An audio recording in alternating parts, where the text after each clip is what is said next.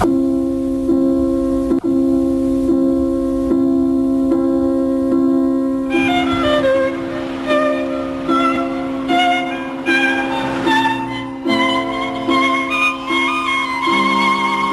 не могу жить по-другому, только залпом, только взахлеб, только без остатка.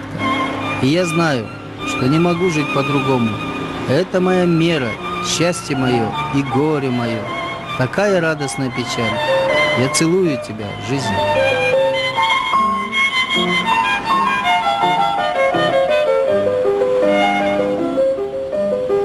Вообще вот это слово «инвалид» хотелось бы, конечно, искоренить, убрать из общения у нас. Но, конечно, не уберешь, просто работая, дальше себя продвигая, дальше действуя, может оно и само заменится. Вот наш общественный фонд называется «Талыкбас ата». Талыкбас в переводе на русский «неутомимость». И вот следует упомянуть о некоторых национальных чертах характера Талыкбаса. Тщательность в исследовании подходов к решению проблем. Талыкбасы вообще они, вот у нас мы замкнутые люди. Почему замкнутые? Чтобы не создавать эмоциональных крайностей в общении. Талыкбасам внушается понятие ответственности перед обществом, в котором мы находимся. За свою жизнь надо сделать что-нибудь благоприятное для этого общества. Может, я пойду вон там? Вообще вот нужно как-то психологически подходить к каждому человеку. Вот родиться инвалидом это страшно, а прожив почти полжизни, уже иметь и семью, и все, а потом бах, и стал таким человеком. Это очень страшно, это намного страшнее. И знаете, вот действительно вот этот фонд у меня, он и адаптирует людей. Вот надо просто цех реконструировать. Здесь вот работали бы и по изготовлению каких-то кожаных изделий, какие-то были столярные, плотницкие работы выпускалось. Еще хотелось бы, конечно, чтобы и швейный цех был. Вот в ортопедии сколько девушек лежат с ограниченными физическими возможностями. Обучить ее тем же швейным делам, может быть, даже и мягкую мебель выпускать. При общественном фонде не надо, а нужно открыть фирму Талыкбас ата. Вот как была фирма Adidas есть, да, а вот будет фирма при общественном фонде, при некоммерческой организации, может доходоприносящая именно фирма такая Талыкбас ата, где вот человека научил, вот он к себе домой уже не поехал, а именно здесь будет работать и выпускать ту продукцию, которая будет конкурентоспособная фирма. И вот эти доходы уже потом можно вкладывать в развитие вот этого общественного фонда.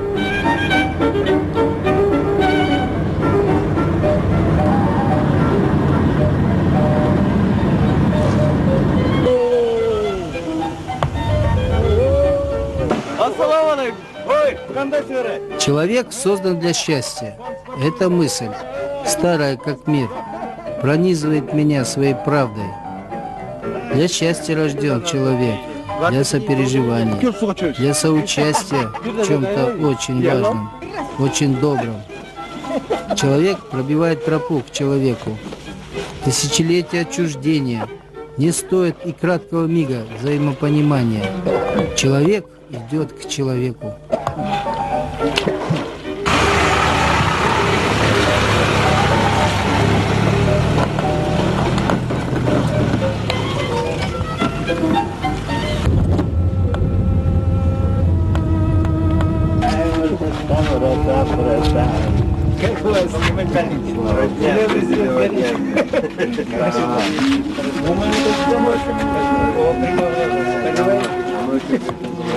Когда приезжаю на Питак, там встречаюсь, как друзья, вот раньше встречался в дороге, всегда помогали друг другу, была какая-то взаимопомощь.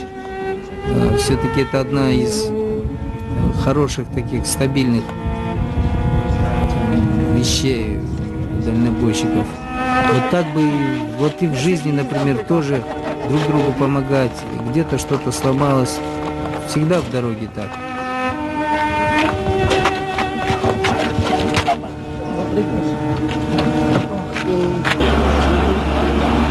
Дорога дальняя, да?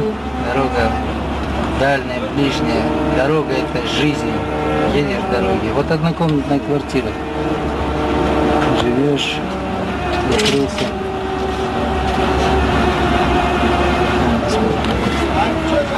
Знаете, все-таки мечта о руле, вот благодаря Республиканскому социальному фонду, я когда приобрел вот этот автомобиль, и на нем уже без проблем, приезжая на пятак, прямо мне снится вот этот руль, все-таки снится вот эта дальнобойная жизнь. Приезжаешь на пятак, встречаешься с мужиками. Также, конечно, очень многие ушли, другие какие-то также за рулем, только малогабаритные машины. А вот дядь Коля, например, он как остался дальнобойщик, так же и есть, сидит, ждет, правда, клиентов. Очень тяжело сейчас ездить. А вот все-таки вот оно в дороге, когда встречаешься с теми же ребятами, мужиками, каждый друг другу помогает, где-то что-то случилось. Или остановиться просто вместе, сесть, чай попить.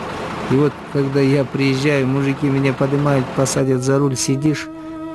Конечно, вспоминать очень тяжело, но просто их лица, когда увидишь, они дают какой-то толчок, дальше надо жить, мол, вот такую вот поддержку надо бы остальным людям. Вы знаете, человек, когда становится в таком положении, очень тяжело, найти себя тяжело, видите, и вот наш общественный фонд, конечно, старается пойти навстречу, просто у нас нет пока помещения, мы пока находимся, у нас санирующая функция нашего фонда, но под лежачий камень вода не идет, надо дальше двигаться. Все-таки в людях, вот как в стихотворениях сказано, человек человеку нужен. Мы просто те же люди, просто с ограниченными физическими возможностями. И я думаю, если мы добьемся успеха, это будет один из главного достижения нашей деятельности в жизни.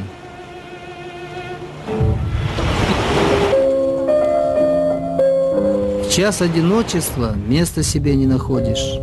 В час одиночества грустью ты взят в оборот. В час одиночества прошлое взглядом обводишь. В час одиночества смотришь тоскливо вперед. Час одиночества, стык нового дня и былого.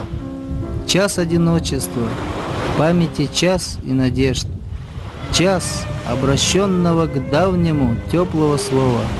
Час подготовки, чтобы выйти на новый рубеж.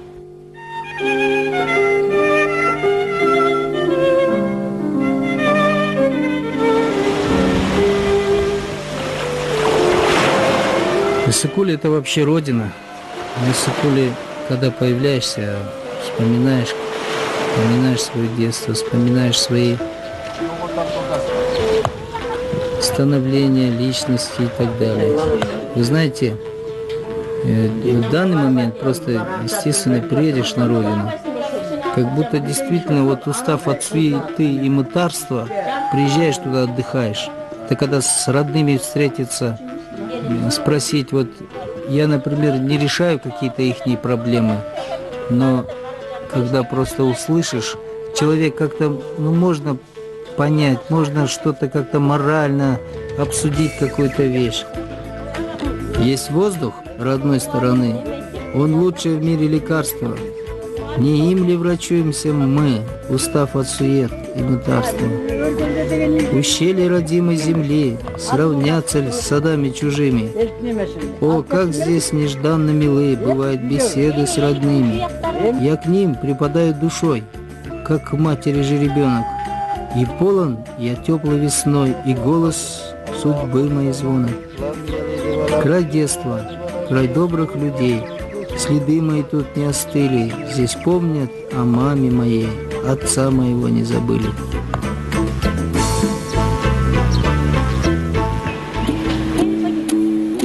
Приезжаешь, можно и встретиться с такими людьми, вот как Джергалбек. Я вообще поражаюсь его деятельностью. Оно уже как сначала, конечно, они тоже туда и сюда, у них там что-то не получалось, но в данный момент посмотреть, я когда хотел увидеть именно председателя вот этого общественного объединения, А я думал, выйдет человек в галстуке, в пиджаке, а он вышел в рабочей форме, в руки в мазуте. Он ремонтировал станки, которые сделал, кстати, сам.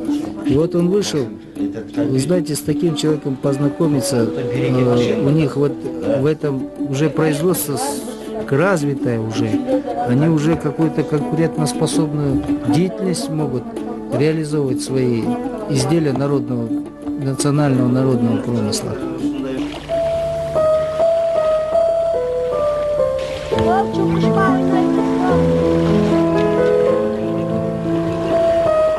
Человек создан для счастья. Эта мысль, старая как мир, пронизывает меня своей правдой. Для счастья рожден человек, для сопереживания, для соучастия в чем-то очень важном, очень добром. Человек пробивает путь. И пусть он даже не знает, куда он тарит дорогу, он пробивает тропу к человеку. Тысячелетия отчуждения не стоит и краткого мига взаимопонимания. Человек идет к человеку. ООН объявила Международный год инвалидов, а эту информацию вот скрыли в Советском Союзе. Сказали нам, что у нас в Советском Союзе инвалидов нету. И вот инвалидов как бы, знаете, вот как в данный момент обращение совершенно другое. Мы на низкой стадии, на низшей. Это как ненужные обществу, нетрудоспособные. И вот поэтому у нас сейчас вот в Кыргызстане мы как отдельное государство стало, здесь принимают такие законы, вот есть у нас много НПО, кто занимается о законах, вот через нашу государственную политику, законы там, чтобы мэрия вот это, где строится, обязательно должен быть акт принятия о том, что создали именно условия для инвалидов. Те же подъездные пути, какие-то пандусы, перила и так далее. И стараются делать так, дверной проем, чтобы коляска могла въезжать. В таком плане. Ох, вспоминать вот это все, а потом сесть, грубо говоря, как женщина в декретном отпуске, вот здесь вот сидишь в этих 4 стенах, потом, конечно, раз Всевышний оставил живых, он дал испытание, надо это испытать дело, надо довести теперь до конца. Раз открылся общественный фонд, миссия которого является адаптация, реабилитация таких же людей. Просто вот эти проблемы таких людей, нормальный, здоровый человек, он не может понять. Он будет, конечно, вкладывать в себя, но именно понять вот таких людей не получится. Вот если бы не Counterpart International, вот они институциональный грант на развитие производства, и вот так, конечно, и обучаемся, и какие-то программы закупаем. Дейл Карнеги написал у себя, опять же вспоминай бессмертный вчерашних потерь. Конечно, вот благодаря жене Саналиева Кумбат, мне жена, молодец. Если бы не она, не добился того, что есть. Я вот помню, в «Комсомольской правде» была статья о космонавте Светланы Подгорной. Вот она за свадьбу во время тренировочного полета она погибла. А до этого у нее из дневника, значит, писали вот в этой статье. И там вот были такие слова.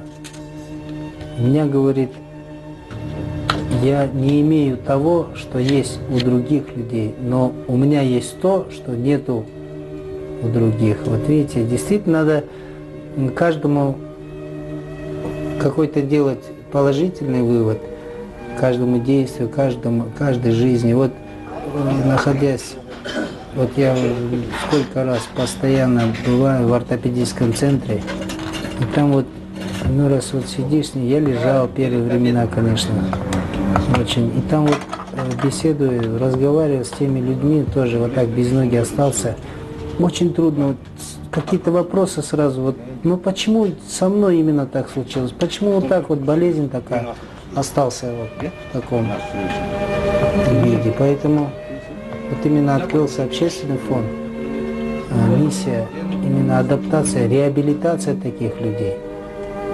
адаптировать как-то. Все-таки жить надо дальше, раз человек живых остался, есть руки, ноги, голова.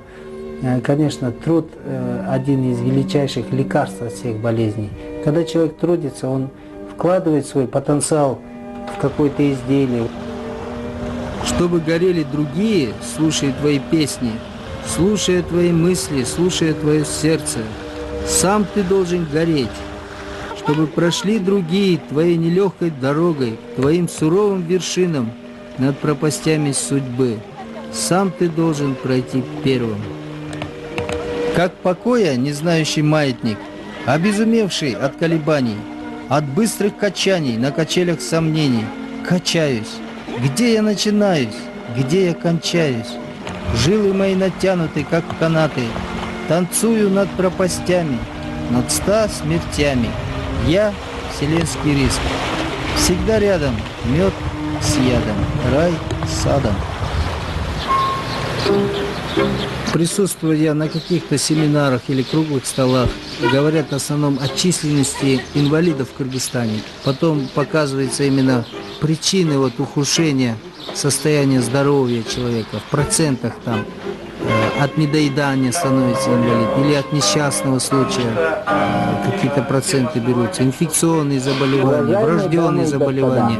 Сейчас, конечно, обращался, у нас новое правительство формируется, конечно, хотелось бы, чтобы наше правительство было хорошим правительством, которое на первом месте стоит социальная политика, чтобы у нас не было социально уязвимых слоев населения, создали это хозяйственную деятельность, чтобы работали, аграрно-промышленный сектор работал, чтобы экономика у нас повысилась.